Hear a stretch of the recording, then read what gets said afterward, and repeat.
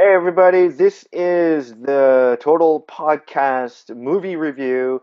We are going to spoil for you the movie Interstellar. I have with me Andy and Marlon. So Andy, why don't you take it for us and begin our spoiler movie review of Interstellar by Christopher Nolan. Hey guys, I just watched this movie. I liked it. I've been seeing a lot of different reviews from different people, and this movie has people either you really love it or they really hate it. And I cannot. There's no middle ground in this one. But I'm kind of looking at the movie for the sake of the hangout as a film, as a piece of work, as a film. I kind of actually am one of those people who really liked it. I did enjoy myself. It took me on a ride, which is what movies are supposed to do. A couple of the good things I really liked. One, and this is me being a nerd. I love the mix of science fiction and science reality.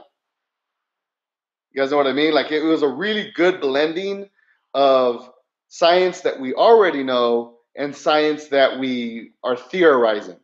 And for anybody, and I kind of knew some of the science that was already on there, just because I'm good like that. But What kind of uh, science are you talking about? no, like the physics and the quantum theory about it, I knew some of it. But for anybody who didn't, it still worked. I think so. Yeah, because they had a whiteboard all of a sudden. They flip that monitor around and they explain it. Talk about on. You never been on a spaceship? There's whiteboards everywhere. Well, that's true.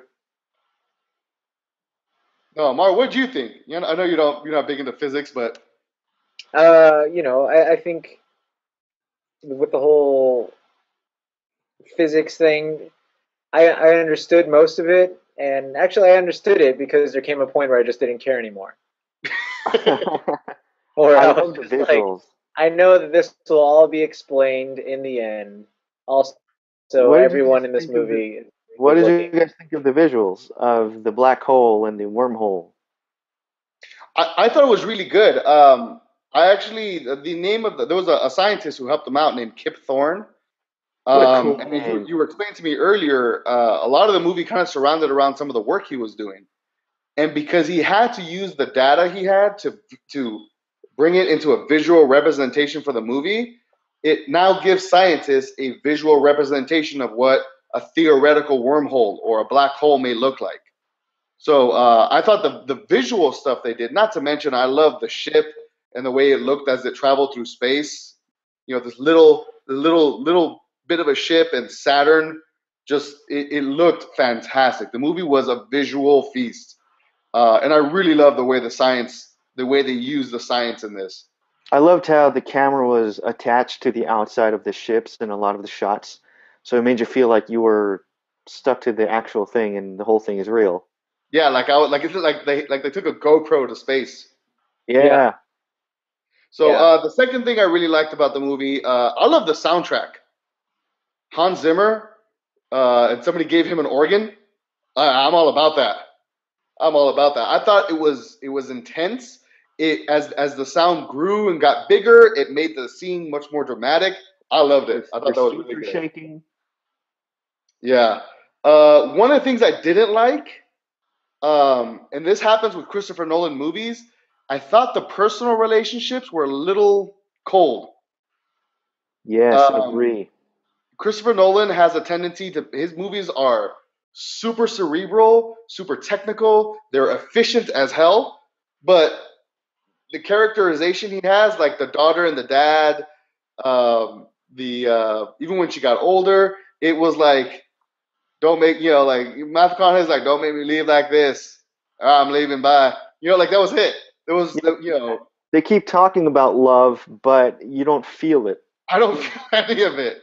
Yeah. So and then my final little thing that I loved, I don't know about other people, I absolutely love the design of the robots. They at Yeah. first they look real big and clunky, like this square thing, but then you see how awesome they are when they really utilize their space. They're simplistic, but they are completely functional, and the personalities were great. It made me enjoy the movie because everything just looked so good. Yeah, one of them was Jon Stewart. I forget who the other voice was. Are you serious? That makes so much sense. They were the most human element of the whole movie because they brought in the humor. Yeah, Yeah, they were the comic relief. leave it to Christopher Nolan to do that. So yeah, so that's how I liked it as a film. Marlon, what you think about it, like world impact wise? Uh, I think culturally, it really does show. Funny, I don't know if I'm going to be like arrested for this or not, but kind of like where NASA is now. It's like a bunch of old guys behind a wall, you know, trying to They're heading in recruit, that direction. recruit the best of the best of the best. Of what's You left? know, just a bunch of suits drawing up formulas. And what I like about this, though, is that kind of got young minds scratching their heads and intrigued about space exploration. And as we were talking about earlier, the black hole. It's like, other than cartoons, I never would have imagined a black hole being portrayed that detailed on TV or television, like ever. And I thought Yeah, that was amazing. Same thing with the wormhole. I was like, wait, what? This is possible? That you could switch over other dimensions into another galaxy that's just like right next door. I don't know if it's actually possible, but I'm just saying that they can uh, pick that, and that's awesome. So I think culturally, I'm hoping that this gets people highly intrigued into space travel, because I know just recently there was the landing something on a comet that's traveling faster than God knows what, but it's not coincidence. I don't think. And hopefully there'll be a resurgence for NASA, and that they don't have to always go commercial, like they are now currently. So I don't think there's any negative effects on this culturally. Maybe Ronald or you, I don't know. What do you guys think? Do you I think mean, there's any you know negative what's missing from effects? NASA is they don't have pilots, so it's not thrilling. It's not sexy anymore. Yeah, yeah. No, and like you said, right now, I mean, I love the first like maybe 30, 40 minutes of the movie when they're on Earth. They showed how the culture had turned into this, survival mentality, and they yeah, completely abandoned the concept of science and exploration and looking beyond the stars, looking beyond the Earth. And that's kind of where we're at right now. Like you said, NASA's turned into this. It's this little room of people, and it's not sexy. Like just like Ronald said, it's not sexy. It's not, it's not big, but it's like, what could be sexier than scientific exploration? I mean, Like all those scientists who went up, into this exploration, they were all pretty dang sexy. yeah, yeah. They were out there trying to save the world. That's pretty hot. Well, even as far as looks go. Yeah, if And you're one of gonna them get could stuck in sing. space with Anne Hathaway, it's not a bad way to go. Say it. What about you, Ronald? Any negative cultural impacts you think, or even positive? Well, see, I knew about the history of this movie because I first heard about it on slashfilm.com about 8 years ago. No, 8 months ago, maybe earlier, about a year ago, where Steven Spielberg was listening to a lecture by Kip Thorne about these scientific theories of time travel and everything. And Spielberg went, "Oh my God, I have to make a movie about this." So they started soliciting different screenwriters to pitch ideas. And one of those screenwriters was Jonathan Nolan, Chris Nolan's brother. And eventually Spielberg dropped out of the project and Christopher Nolan stepped in and he brought his own flair to it. Like he turned Murph from a boy into a girl because he has a daughter in real life. So he made all these cool positive changes. But like Andy said earlier, um, it's a cold movie. You know, Nolan is trying to make the most warm-hearted movie he can, but it still ends up being cold. And at the end of the movie, it made me feel like I wish. Don't get me wrong, I love this version. I love it. It's the only one we'll ever have. So thank God it turned out so well. But it made me miss that Spielberg magic Yeah, because by yeah, the end of the movie, it, in the beginning of the movie, you keep thinking, who are the they? Who are the they that put that artificial wormhole to save Yeah. humankind? And Anne Hathaway's character keeps talking about they, and her eyes are lighting up. She's excited, and she's thinking, once we cross through the wormhole into the other galaxy, we're going to meet them, these saviors of humanity.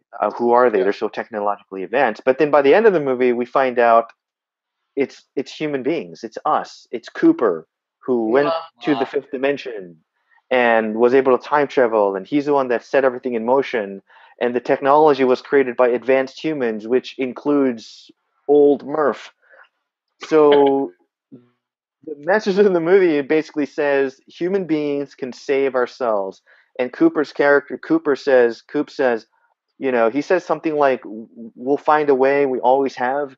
So ultimately, the movie left me feeling cold and disheartened because it's saying our ultimate hope is in our own selves only and in our own technology only, instead of saying, in addition to ourselves, in addition to our learning and our own technology, we also need outside help. And obviously, I feel like that's God. But in this movie, I would have rather had that be aliens because I think that's what they were going for. But when it turned out it was ourselves, it just felt like, how do you say it? It's like, Well, for one thing, it did establish a time paradox, which threw a lot of people off. sure. Um, It's like patting yourself on the back. That doesn't mean anything. yeah, I agree with that. Yeah, definitely. If Spielberg did it, there definitely would have been aliens. Maybe. He Right. has the track record, man, and Yeah. there definitely would have been a warm glow in your heart Yes. about by the end of the movie. I But like You know what? It was missing that Close Encounters of the Third Kind kind of a feel. Yeah. You But know? if we're talking like as far as sentiment goes, I think one of the most sentimental conversations was when Anne Hathaway's character, I forget what her name was, when she Brand. was having the argument with McConaughey about which research Mm. professor they need to go after, Yeah, which planet to go after?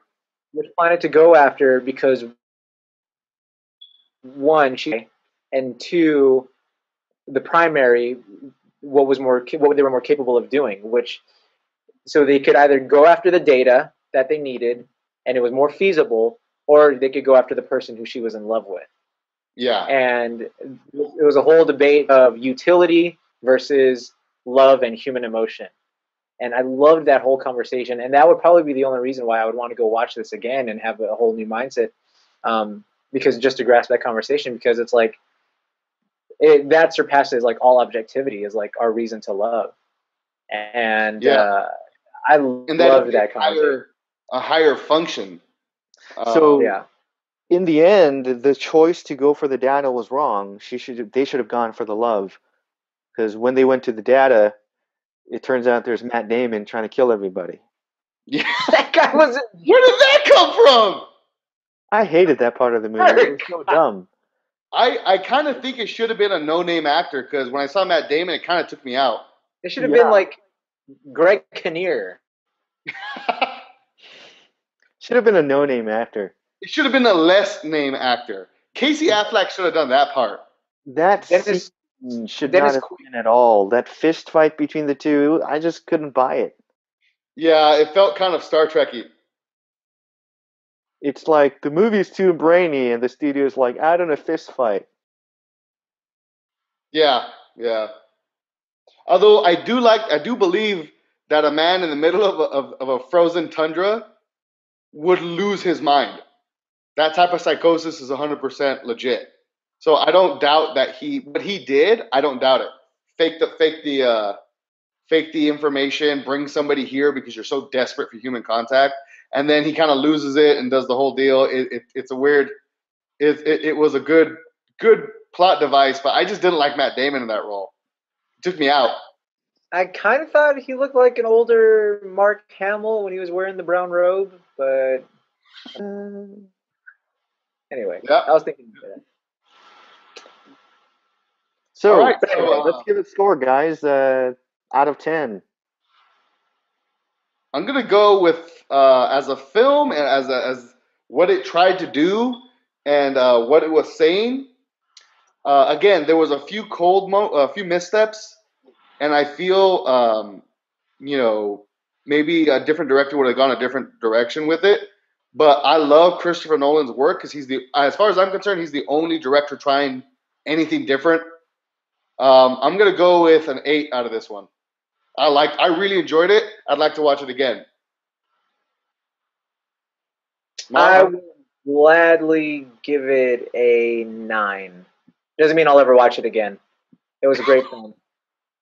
But most great films that I know, like I never watch them again. I just leave them as they are. Yeah. Um,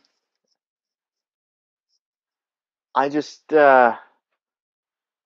seeing that black hole, seeing that wormhole, amazing. Yeah. So I want to give it a 9. I do want to watch it again. It's not a perfect movie, but I still loved it. I still loved it. It's still Christopher Nolan. I'm still a fan.